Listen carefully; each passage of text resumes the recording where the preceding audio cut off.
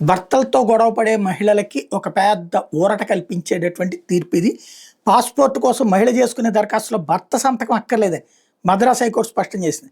తన భర్త సంతకం లేదని కారణంగా అధికారులు పాస్పోర్ట్ దరఖాస్తు తిరస్కరించడానికి సవాల్ చేస్తూ చెన్నైకి చెందిన రేవతి అనే మహిళ మద్రాస్ హైకోర్టును ఆశ్రయించారు.